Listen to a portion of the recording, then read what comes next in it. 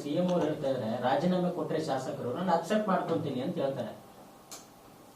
ಇವ್ರು ಎಲ್ಲೋ ಒಂದು ಕಡೆಗೆ ಶಮನ ಮಾಡಬೇಕಾದಾಗ ಆ ಮಾತು ಹೇಳಲೇಬೇಕಾಗುತ್ತಲ್ವಾ? ಯಾರೇ ಆದರೂ ಕೂಡ ಹೇಳಬೇಕಾಗ್ತದೆ. ಅದರಲ್ಲಿ ಎಲ್ಲ ಒಂದು ಕಡೆಗೆ ನಾವು ಈ ಭಿನ್ನಾಭಿಪ್ರಾಯ ಇದೆಲ್ಲದಕ್ಕೂ ಕೂಡ ಎಲ್ಲೋ ಒಂದು ಲಿಮಿಟಲ್ಲಿ ಇರಬೇಕಾಗ್ತದೆ.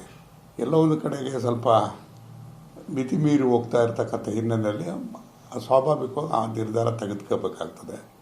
ಅದೆಲ್ಲ ಇತ್ಯರ್ಥ ಆಗಬೇಕಾದಾಗ ಇವತ್ತು ಒಂದು ಸ್ಟೇಜ್ ಬರ್ತದೆ ಅಂತ ನನ್ನ ವಿಶ್ವಾಸ. ಶಾಸಕರು ಆ ರೀತಿ ಈಗ ರಾಜೀನಾಮೆ ಕೊಡ್ತೀವಿ ಅಂತ ಹೇಳುವಾಗ ಸಿಎಂ ಸ್ಥಾನದಲ್ಲಿ ಇದ್ದಂತವ್ರು ಅವ್ರನ್ನ ಸಮಾಧಾನ ಮಾಡಿಸ್ಬೇಕಾಗಿ ಜವಾಬ್ದಾರಿ ಇದೆ. ನೀವು ಇನ್ನೂ ಉರಿಯೋ ಬೆಂಕಿಗೆ ತುಪ್ಪ ಸವರ ನೀವು ಕೊಡಿ, ನಾವು 2 ನಿಮಿಷಕ್ಕೆ ಅಕ್ಸೆಪ್ಟ್ ಮಾಡ್ತೀವಿ. ಇಲ್ಲ, ಯಾರು ರಾಜೀನಾಮೆ ಕೊಡ್ತೀವಿ ಅಂತೇಳಿ ಅದು ಸ್ವಲ್ಪ ಉದ್ವೇಗದಲ್ಲಿ ಮಾತನಾಡ್ಬೋದು. ಅಂದಾಕ್ಷಣಕ್ಕೆ ರಾಜೀನಾಮೆ ಕೊಡೋಕ್ಕೆ ಹೋಗೋದಿಲ್ಲ. ನೋಡಿ, ಶಾಸಕರಾಗ್ತಕ್ಕಂಥದ್ದೇ ಪುಣ್ಯ ಕೆಲಸ ಜನತಂತ್ರ ವ್ಯವಸ್ಥೆಯಲ್ಲಿ. ಶಾಸಕರಾಗ್ತಕ್ಕಂಥದ್ದನ್ನು ಅಧಿಕಾರಕ್ಕೆ ಆಸೆ ಪಡ್ತಕ್ಕಂಥದ್ದು ತಪ್ಪಲ್ಲ.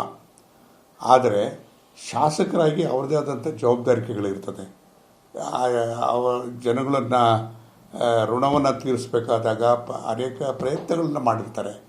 ಎಲ್ಲ ಒಂದು ಕಡೆಗೆ ಶಾಸಕರಾಗಿದ್ದೇವೆ, ಅಧಿಕಾರ ಸಿಕ್ಕಿದೆ, ಇದನ್ನು ಆಶೋತ್ತರಗಳನ್ನ ಈಡೇರಿಸೋದಕ್ಕೆ ಸಾಧ್ಯ ಅಂತಕ್ಕಂಥ ಭಾವನೆ ಎಲ್ಲರಿಗೂ ಇರ್ತದೆ. ನಿಮ್ಮಂಥ ಹಿರಿಯರು ಅನುಭವಿಗಳೇ ಅಸಮಾಧಾನಗೊಂಡಿರುವಂಥದ್ದು, ಆಕ್ರೋಶ ಹೊರ ಹಾಕ್ತಾ ಇರುವಂಥದ್ದು, ಇದು 2028ಕ್ಕೆ ನಿಮ್ಗೆ ಡ್ಯಾಮೇಜ್ ಅನ್ಸಲ್ವಾ ಪಾರ್ಟಿಗೆ? ಅಲ್ಲ, ಡ್ಯಾಮೇಜ್ ಆಗಬಾರ್ದು. ಅದು ಭಿನ್ನಾಭಿಪ್ರಾಯ ಬರುತ್ತೆ. ಅದು ಶಮನ ಆದಂಥ ಸಂದರ್ಭದಲ್ಲಿ ಇದೆಲ್ಲದೂ ಕೂಡ ಇತ್ಯರ್ಥ ಆಗೋಕ್ಕೆ ಸಾಧ್ಯ ಆಗುತ್ತೆ.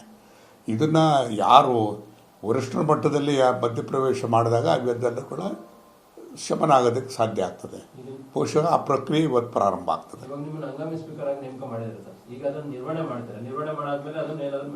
ನಾನಿನ್ನೂ ಅದನ್ನ ಬಗ್ಗೆ ನನಗೆ ಒತ್ತಾಯನೂ ಇದೆ, ಬೇಡ ನೀವು ಒಪ್ಕೋಬೇಡಿ ಅಂತಲೂ ಕೂಡ ಇದೆ. ಆದರೆ ನಾವು ವರಿಷ್ಠರ ಹತ್ರ ಕೂತು ತೀರ್ಮಾನ ಮಾಡಿ ಇತ್ಯರ್ಥ ಮಾಡ್ಕೋಬೇಕಾಗ್ತದೆ. ಈ ನಡುವೆ ಈ ಬಾಗಲಕೋಟೆ ತಿಮ್ಮಾಪುರ ಮತ್ತೆ ನಂಜಾಯಿ ಮಠ ಅವ್ರು ಮಾತಾಡಿರೋ ಒಂದು ಆಡಿಯೋ ವೈರಲ್ ಆಗಿದೆ. ಯಾರು ಪೇಮೆಂಟ್ ಕೊಟ್ಟಿದ್ದಾರೆ, ಯಾರು ದುಡ್ಡು ಕೊಟ್ಟಿದ್ದಾರೆ ಅಂತವ್ರನ್ನ ಮಾಡಿದ್ದಾರೆ ಅಂತ. ಅದು ಈಗ ಅವ್ರು ಯಾರೋ ಮಾತು ಹೇಳಿದಾಕ್ಷಣಕ್ಕೇ ಅದನ್ನು ನಂಬಕ್ಕಾಗತ್ತಾ? ಯಾವ ಹಿನ್ನೆಲೆಯಲ್ಲಿ ಹೇಳಿರ್ತಾರೋ ಗೊತ್ತಿಲ್ಲ, ಅದು ಏನಾಗಿದೆ ಗೊತ್ತಿಲ್ಲ. ಸೊ ಹಾಗಾಗಿ ಅದಕ್ಕೆ ನನ್ನ ಯಾವ ಪ್ರತಿಕ್ರಿಯೆಯೂ ಇಲ್ಲ. ಈಗ ಕೆಲವು ಶಾಸಕರು ಅಶೋಕ್ ಪಟ್ಟಣ ಅವರ ನೇತೃತ್ವದಲ್ಲಿ ಹೈಕಮಾಂಡ್ ನಾಯಕರುಗಳನ್ನ ಭೇಟಿ ಮಾಡಿ ಅವರ ಅಸಮಾಧಾನ ಮತ್ತು ಅಳಲನ್ನ ಹೇಳ್ಕೋತೀವಿ ನಾವು ಅಂತ ಹೇಳಿರುವಂಥದ್ದು. ನಾನು ಅವರೆಲ್ಲರನ್ನೂ ಭೇಟಿಯಾಗಿದ್ದೀನಿ. ಅದು ವರಿಷ್ಠರು ಇಲ್ಲಿ ಬರ್ತಾರೆ, ಕೂತ್ಕೊಂಡು ಇತ್ಯರ್ಥ ಮಾಡ್ತಾರೆ. ಎಷ್ಟು ಜನರ ಸಂಪರ್ಕಕ್ಕೆ ಬಂದಿದ್ರು ಸರ್? ಯಾರೆಲ್ಲ ಭೇಟಿಯಾಗಿದ್ರು? ಅದೆಲ್ಲ ಭಾಳ ಜನ ಇದ್ದಾರೆ. ಅದನ್ನ ಎಲ್ಲರೂ ಕೂಡ ಸಂಪರ್ಕದಲ್ಲಿದ್ದಾರೆ. ಸರ್, ಈಗ ಇರೋದಂಥದ್ದು ಒಂದು ಸ್ಥಾನ ಅದು ಮಹಿಳೆಯರಿಗೆ ಕೊಡಬೇಕಂತ ಚರ್ಚೆ ಆಗ್ತಿದೆ. ನಿಮ್ಮ ಅಭಿಪ್ರಾಯ ಸರ್? ನಿಜ, ಇದು ಕೆಲವು ಕನ್ಫ್ಯೂಷನ್ ಆಗಿದೆ.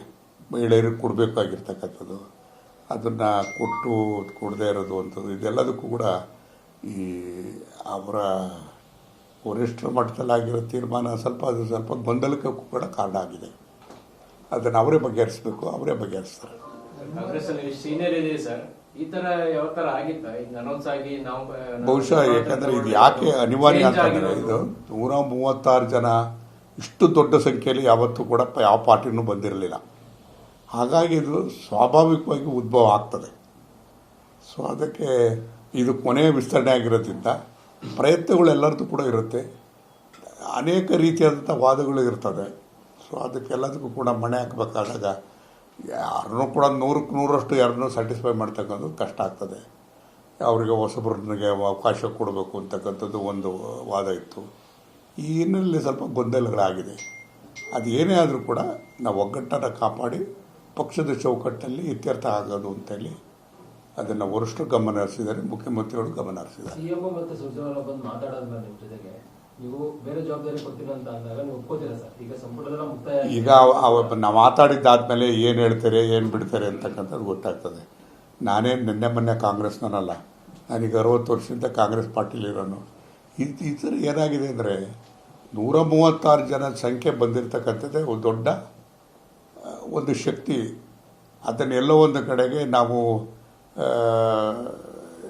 ಎಲ್ಲ ಥರ ಇದನ್ನು ಆ ಪ್ರಯತ್ನಗಳನ್ನ ಮಾಡಿ ಇವತ್ತು ಕಾಡ್ತಾ ಇರತಕ್ಕಂಥ ಸನ್ನಿವೇಶದಲ್ಲಿ ಜನಗಳನ್ನಾಗ ಇವತ್ತು ಸಮಾಧಾನ ಮಾಡಬೇಕಾದಾಗ ನಾವೇನೆಲ್ಲ ಮಾಡಬೇಕು ಅಂತಕ್ಕಂಥದ್ದು ಭಾಳ ಮುಖ್ಯವಾಗಿರ್ತಕ್ಕಂಥ ವಿಚಾರ. ಒಂದು ಕಡೆ ಕಾವೇರಿ, ಇನ್ನೊಂದು ಕಡೆ ಮೇಕೆದಾಟು, ಇದೇನೋ ಸ್ವಲ್ಪ ಮಟ್ಟಿಗೆ ಶಮನ ಆಗ್ತಕ್ಕಂಥ ರೀತಿಯಲ್ಲಿ ಕಾಡ್ತಾ ಇದೆ.